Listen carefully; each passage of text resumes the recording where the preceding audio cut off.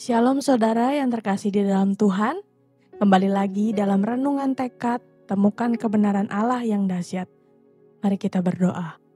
Bapa Surgawi, kami menyembah-Mu karena Engkau layak dipuji. Terima kasih Tuhan untuk kasih-Mu yang tak pernah berkesudahan. Saat ini kami ingin menyediakan waktu khusus untuk-Mu Tuhan. Mohon hadirlah dalam saat teduhku, nyatakanlah kehendak-Mu dan ubahlah hidupku melalui firman-Mu. Aku menyerahkan hari ini ke dalam tangan-Mu. Hanya di dalam nama Tuhan Yesus kami berdoa. Amin. Renungan hari ini terambil di dalam Lukas 7 ayatnya yang ke-6 hingga ayat yang ke-8. Demikian bunyi firman Tuhan. Lalu Yesus pergi bersama-sama dengan mereka. Ketika ia tidak jauh lagi dari rumah perwira itu menyuruh sahabat-sahabatnya untuk mengatakan kepadanya, "Tuan, janganlah bersusah-susah, sebab aku tidak layak menerima Tuan di dalam rumahku.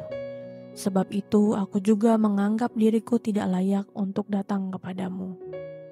Tetapi katakan saja sepatah kata, maka hambaku itu akan sembuh. Sebab aku sendiri seorang bawahan, dan di bawahku ada pula prajurit.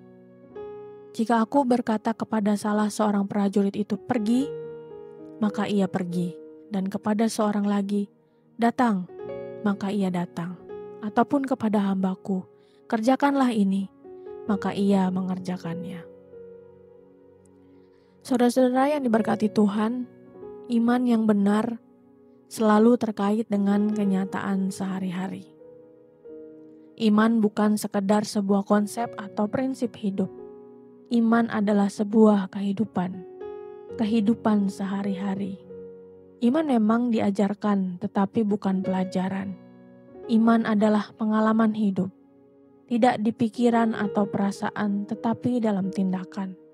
Tindakan yang terlihat nyata dan berkorelasi dengan hidup sehari-hari.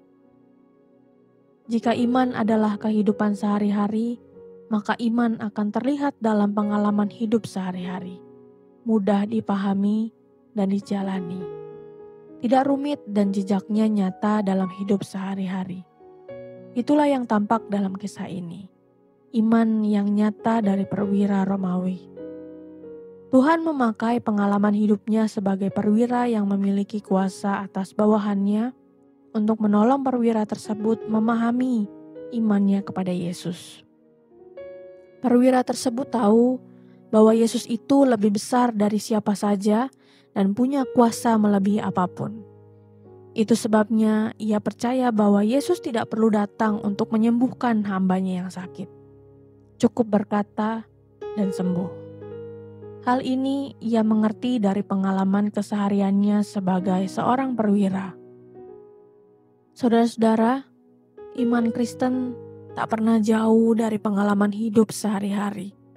Sang Immanuel itu hadir dalam keseharian.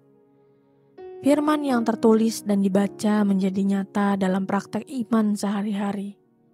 Itu sebabnya, jika kita mau memahami dan mempraktekkan iman, kita perlu melihat berbagai kenyataan keseharian kita.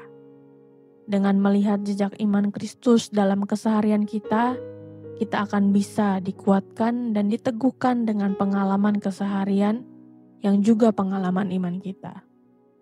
Selamat melihat bentuk iman keseharian kita. Mari kita berdoa. Tuhan, kami bersyukur firman Tuhan kembali mengingatkan kami akan iman itu seperti apa. Kami mau Tuhan dalam kehidupan kami sehari-hari, iman kami itu nyata. Tuntun kami agar iman kami semakin hari semakin diteguhkan dan dikuatkan. Karena kami percaya bahwa Engkau adalah Sang Immanuel yang hadir dalam keseharian kami. Biarlah iman kami terus bertumbuh Tuhan ketika kami menjadi murid-murid Kristus. Terima kasih Tuhan, inilah doa kami. Hanya di dalam nama Tuhan Yesus kami berdoa. Amin. Saudara-saudari yang terkasih, puji syukur kami sudah mendoakan pokok-pokok doa yang telah kami terima. Jika saudara-saudari pada saat ini memiliki pokok-pokok doa yang dapat dibagikan kepada kami untuk kami doakan, Saudara-saudari bisa mengisi pada link deskripsi dari tayangan ini atau scan barcode yang ada pada tayangan ini. Kami akan mendukung di dalam doa untuk setiap pokok-pokok doa yang ada. Dan jika saudara-saudari diberkati melalui kebenaran firman Tuhan hari ini, silakan bisa dibagikan tayangan ini kepada siapapun yang saudara rindu untuk mendengarkan.